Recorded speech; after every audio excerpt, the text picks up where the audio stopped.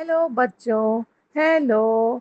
आज हम पढ़ेंगे चैप्टर नींव की ईंट means the first brick of the foundation, जो सबसे पहले और सबसे इम्पोर्टेंट ब्रिक होती है जिस पे पूरा घर टिकता है।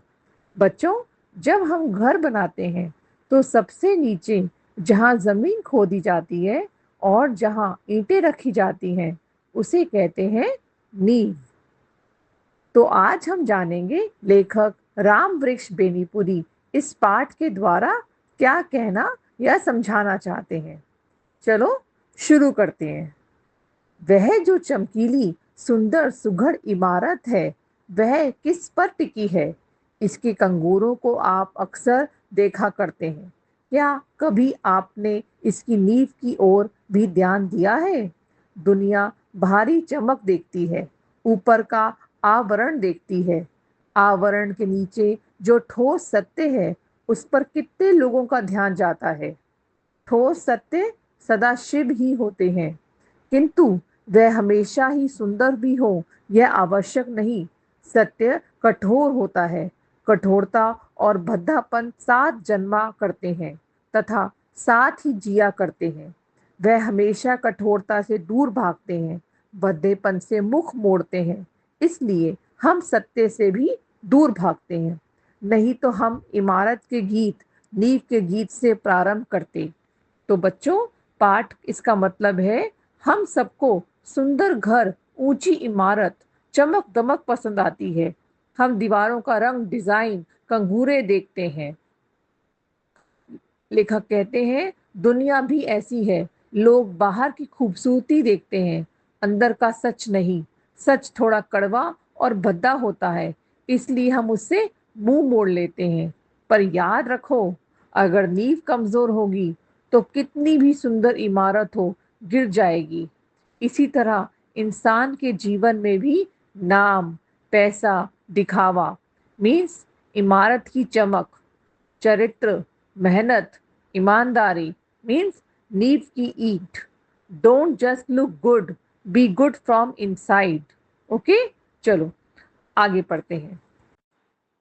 वह ईंट धन्य है जो कट छट कर कंगूरों पर चढ़ती है और बरबस लोक लोचनों को अपनी ओर आकृष्ट करती है। किंतु धन्य है वह ईंट जो कि जमीन के 7 हाथ नीचे जाकर गड़ गई और इमारत की पहली ईंट बनी। क्यों? इसी पहली ईंट पर, उसकी मजबूती और पुख्तेपन पर सारी इमारत की अस्ती नास्ती निर्भर करती है। उस ईंट को हिला दीजिए, कंगूरा बेतहाशा जमीन पर आ गिरेगा। कंगूरे के गीत गाने वाले हम, आइए अब नींव के गीत गाएं। वह ईंट जो जमीन में इसलिए गड़ गई कि दुनिया को इमारत मिले, कंगूरा मिले। वह ईंट जो सब ईंटों से ज्यादा पक्की थी, जो सबसे ऊपर लगी होती तो कंगूरों की शोभा 100 गुनी कर देती। किंतु जिस ईंट ने देखा इमारत की पायदारी उसकी नींव पर मुनहसिर होती है, इसलिए उसने हम अपने आप को नींव पर अर्पित किया। वह ईंट जिसने अपने आप को 7 हाथ जमीन के अंदर इसलिए गाड़ दिया कि इमारत जमीन के ऊपर 100 हाथ तक जा सके। वह ईंट जिसने अपने लिए अंधकूप इसलिए कबूल किया कि ऊपर के उसके साथियों को स्वच्छ हवा मिलती रहे, सुनहरी रोशनी मिलती रहे। वह ईंट जिसने अपना अस्तित्व इसलिए विलीन कर दिया कि संसार एक सुंदर सृष्टि देखे। सुंदर सृष्टि, सुंदर सृष्टि हमेशा ही बलिदान खोजती है, चाहे वह बलिदान ईंट का हो या व्यक्ति का। सुंदर इमारत बने इसलिए कुछ पक्की पक्की लाल ईंटों को चुपचाप नींव में जाना है। सुंदर समाज बने इसलिए कुछ तपे तपाए लोगों को मौन मूक शहादत का लाल सहरा पहनना है। शहादत और मौन मूक, जिस शहादत को शोहरत मिली, जिस बलिदान को प्रसिद्ध प्राप्त हुई, वह इमारत का कंगूरा है, मंदिर का कलश है। हाँ, शहादत और मौन मूक यही समाज की आधारशिला होती है।